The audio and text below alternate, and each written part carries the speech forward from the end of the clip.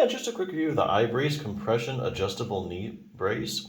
So this brace is made specifically for people that are having some type of knee pain or they have some kind of knee problem. And the idea here is that, you put on the brace and it supports the joint, the surrounding soft tissues, like the muscles around the knee, and restricts your motion a little bit. And so that way your knee has a chance to rest, recover. It doesn't get so overstressed as you're doing things. So a few points about this particular brace. You definitely, you can call this a brace. I kind of think of it kind of between like a knee sleeve and a knee brace. So a sleeve is just, one of those things, you just kind of like a sock that's been cut at both ends. You can just slip it right over your knee. Those don't give like super support, but they do give some stability. On the other end of the spectrum, you have braces, which like have hinges on them and stuff, and that gives you really solid support. And I think this is kind of in between that, if I was to say. A few other little things. It does have cushion pads above and below the knee in there, so just know that. It does have this open patella design, so if you have any trouble with like your kneecap being irritated when you put it in a brace, some of them have a hole cut out, but that can do more to like stabilize it. This is pretty stabilize your kneecap, but this is really open, so it kind of leaves your kneecap pretty free, which I like. It does come in 3 sizes, so just know that. So make sure you use the chart on the website to make sure you get the correct fit. Other things you can do if you have a knee problem, I'm getting this from Bulletproof Your Knee. If you have any kind of a knee problem at all, definitely make sure you do at least one exercise for your quadriceps muscle. Your quadriceps muscle is a group of 4 muscles, and collectively they're called the quads or the quadriceps. And there's your kneecap or your patella for reference. So right above there, you put your hand on your leg there, you're on the quadriceps muscle. It's a big stabilizer of your knee, okay? So it's the big group of muscles that stabilizes your knee.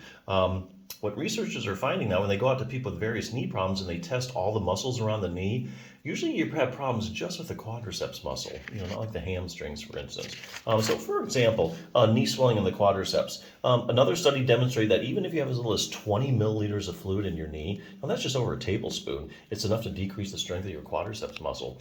So if you have any kind of swelling at all in your knee, whether it be acute or sudden onset or chronic long term, it takes its toll on your quadriceps muscle.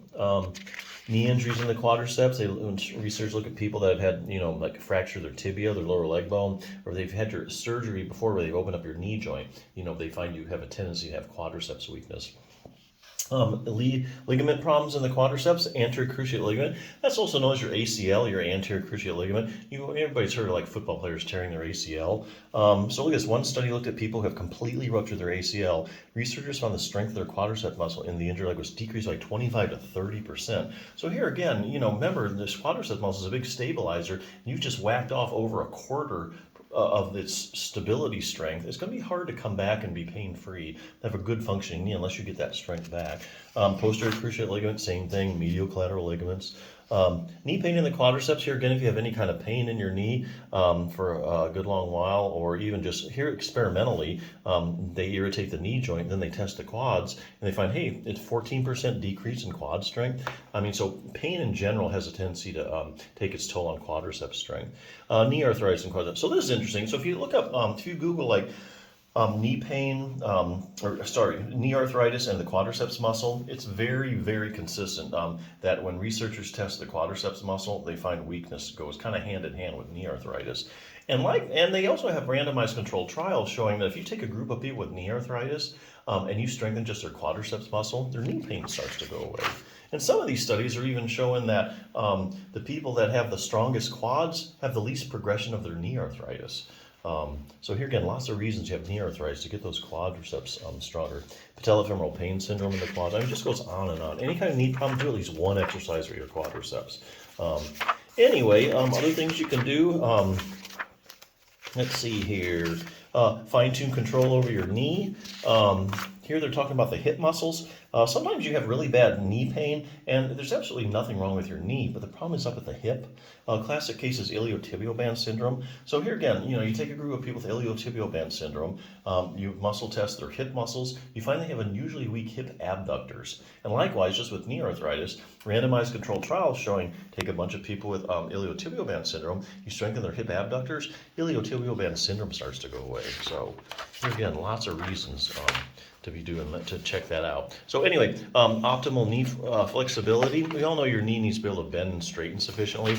A lot of people don't know is your knee actually rotates. About the last 10 to 15 degrees of you straightening your leg, your knee actually rotates laterally or out to the side. And here's a little test to see if you have that. Because that's an accessory motion you need really to have a fully functioning knee. And that you can get back with by doing some certain stretches. Last thing, increased dynamic knee stability.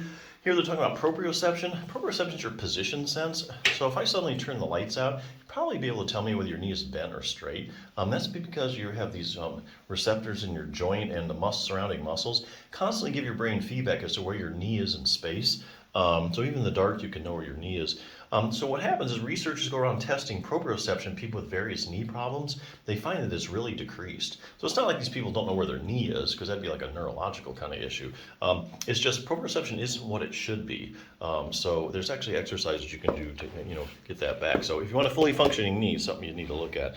But hey, nothing's as quick as putting on a brace. So yeah, this is a very straightforward, easy brace to use. So check it out.